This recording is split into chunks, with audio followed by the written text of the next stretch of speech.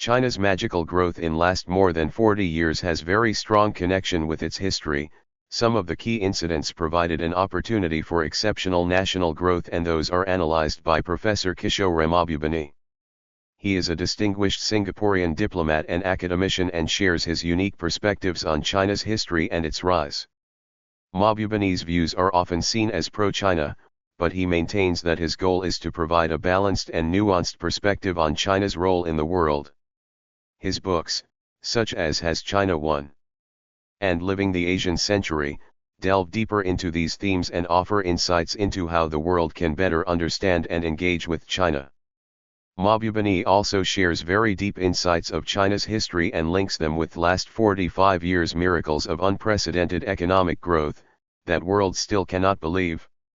Let's see what he wants to clarify. I think that there's also fundamentally a major misunderstanding of China in this country. And let me tell you what the major misunderstanding is. You've seen that China was ruled by Communist Party in 1949, ruled by Communist Party in 1979, it'll be ruled by Communist Party 2019, and you assume that China hasn't changed. It's still being run by the same Communist Party. But the Chinese Communist Party has obviously changed fundamentally. I mean, I went to China for the first time in 1980. When I went to China for the first time in 1980, the Chinese people didn't have the freedom. They couldn't choose what to wear. They all wore Maoist suits. Yeah. They couldn't choose where to live, where to work, what to study. And certainly zero Chinese could travel overseas, zero. Now you go back to China, the Chinese people can choose what to wear, where to live, where to work, where to study. And guess what? Every year, 120 million Chinese, right? I think it's more than the population in California. 120 million Chinese leave China freely as tourists. Amazingly, 120 million Chinese return to China freely. Now, if China was a communist, gulag, Stalinist state, would you go back to China? And so there's a complete misunderstanding of China. Clearly, while the political freedoms in China haven't increased, the personal freedoms of the Chinese people has exploded. And I can tell you, one of the questions that future historians will be very puzzled by is the judgments made by America on China. And I'll tell you why they'll be puzzled. The United States of America is about 240 years old. Chinese history maybe 2,400 years old. In today's world, you have a society which is 240 years old, passing judgment on a society which is 2,400 years old, and at a time when China has had its best 30 years of history, the Americans are telling Chinese, you guys are not doing very well. Really, you should change your political system. Listen to us, become a democracy, all will be well with you. And I can tell you one thing, that Chinese leaders, there's a whole shades of opinion among them. The one complete point of agreement that they all have is that they saw what happened to the Soviet Communist Party. They saw what happened to the Soviet Union. They saw what happened to Russia. It went overnight to a democracy. Guess what? The Russian economy imploded. Life expectancy came down. Infant mortality went up. The Russian people suffered. And the Chinese said, this is what happens when you have instant democracy. So when the Chinese said, give us time, let us transform our political system in our own way, I said, let them do it. Why do you think that you would know better what's good for them? Does that reflect the fact that for 200 years, you got used to doing it, telling the world how they should behave, and therefore you think you can be a better judge of the rest of the world? So that judgmental character in the West has got to adapt to the rest of the world, because the rest of the world today is less willing to be judged by you. At a different occasion, when answering to audience questions, his deep insights are highlighted in following way.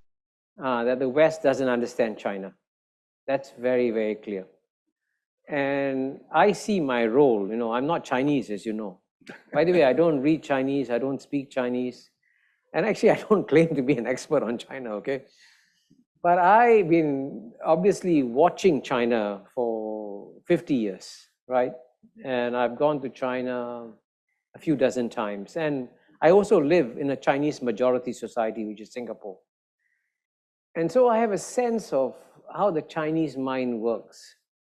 And it's very clear to me that the Chinese mind works in a very different way from the Western mind.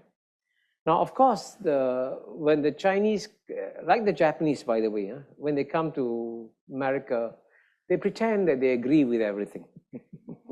And that's part of the diffidence that I spoke about. But in their heart of hearts, they don't agree. And so, for example, and one of the amazing realities about East Asia that people don't realize actually is that Japan is an ally of the West. China is seen now as a threat to the West, an adversary of the West. But culturally, China is closer to the West than Japan is, Japan, the Japanese mindset is even more closed, and I can know that, and even more different. But I feel this intuitively. And it's sort of puzzling to me that even though the United States has produced lots of good scholars on China over the years, it hasn't been able to convey the most fundamental reality that Americans should accept as the most important reality that dealing with China, that the future of China will not be determined by how much it becomes like America. You know how Kurt Campbell and Ellie Redner wrote an article in Foreign Affairs. We are so disappointed. We engaged China. China didn't become like us. Now that's actually quite a, in some ways, rather arrogant statement, because China's future will be determined by 4,000 years of Chinese history.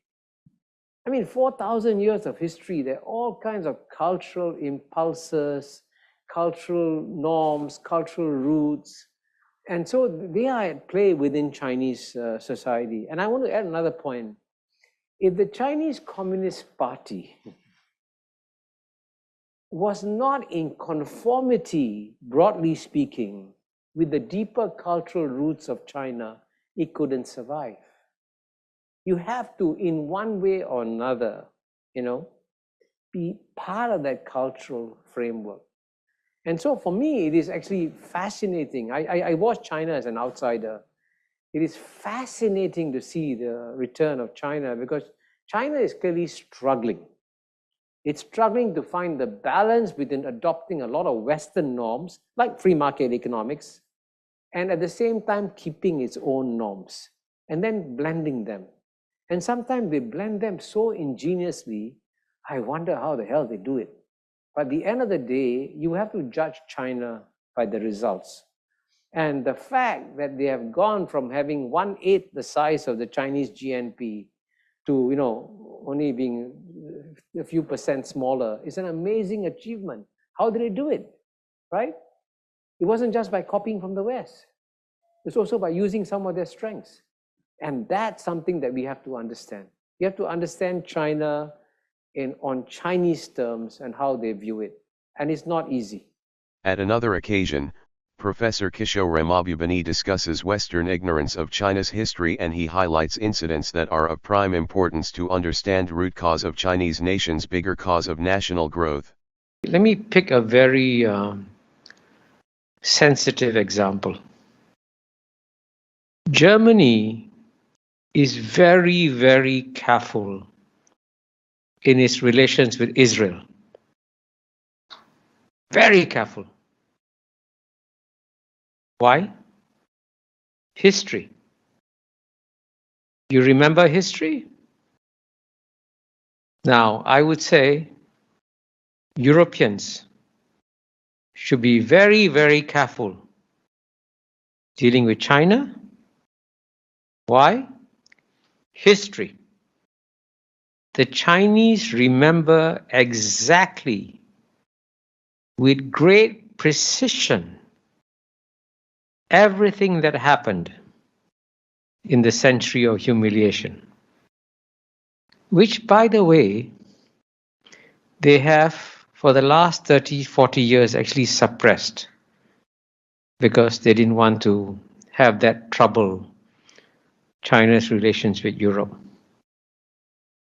But if the Europeans start pushing China around, the Chinese will bring out the history and say, when we were weak,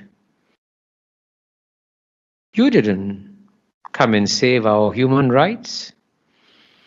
You put up a sign in the Shanghai Park saying, no dogs and Chinese allowed in this park. Europeans have forgotten that.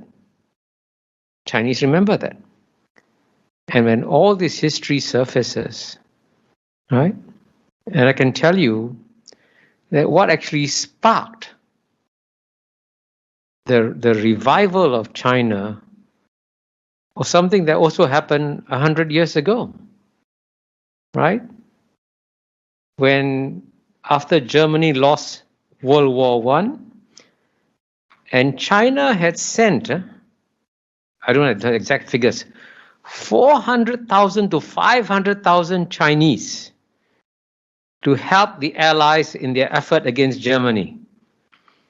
At the end of World War I, the Chinese said, we helped you so much. When we defeat Germany, the German concessions in Shandong must go back to China, since China fought with the Allies against Germany. Instead, the Allies gave it to Japan.